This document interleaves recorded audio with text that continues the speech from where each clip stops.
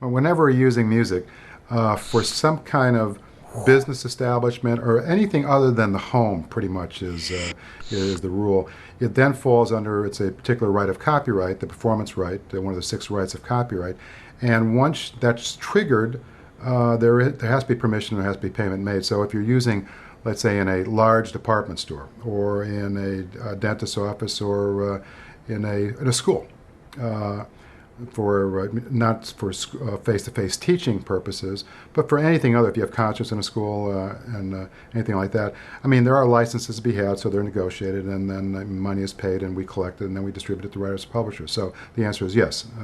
In the main, anytime you're seeing music performed, you need to acquire a license and normally make a payment. Now, the license can be directly from the person who owns that music, or it can be through the performance rights organizations, which are ASCAP, BMI, and then there's a smaller organization, CSAC.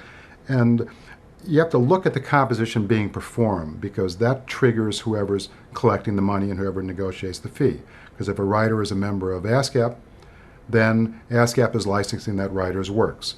If the writer is a member of BMI, on the other hand, Broadcast Music Inc., then they would be going under the BMI license. So, but that's why most establishments, most users, at least have an ASCAP and BMI license. I mean, we're negotiating license fees with all these different users of music.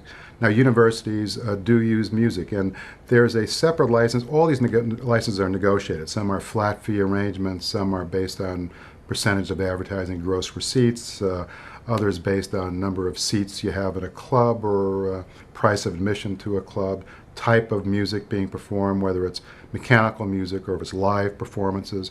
There are all these different licenses which are negotiated. And the one for universities is on a, I don't recall what the exact number is, but it's on a per full-time student enrolled. It's a penny, it's a certain number of cents per full-time student enrolled.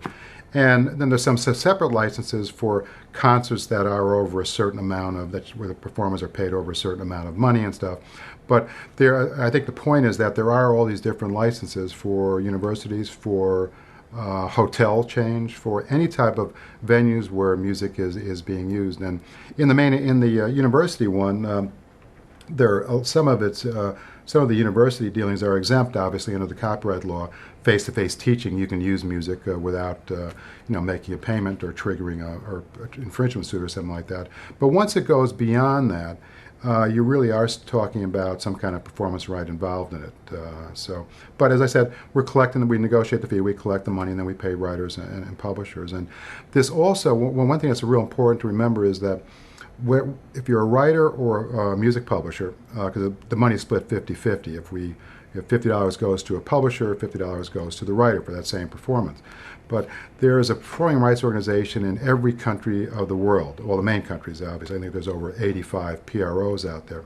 And for American writers and for a lot of American publishers, but particularly for American writers, a lot of their money comes from outside the U.S., particularly if you're successful these days. If you're a film and TV writer, or if you're a major radio writer, you're getting performances throughout the world. So we have arrangements, they're called reciprocal agreements, with all the PROs of the world. PRS in England is the ASCAP of England, SOCAN in Canada, APRA in Australia, SACEM in France, GEMA in Germany, JazzRack in Japan. And so when our writers' works, ASCAP writers' works are performed outside the U.S. in any of those countries, they're collecting as if they were members of their own society, and they're sending money to us, and then we distribute it to the writer here. So, and we're doing the same thing for, let's say, the Rolling Stones or the Beatles.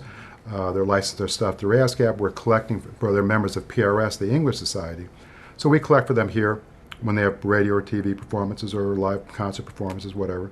And we send the money to England, PRS, the society there, and they distribute to their own members. So through these reciprocal agreements, they're covering uses anywhere, meaning if you have a French writer's stuff being performed at a university, it's covered under the university license. We collect it and we send the money to the French society. So, and vice versa for French universities.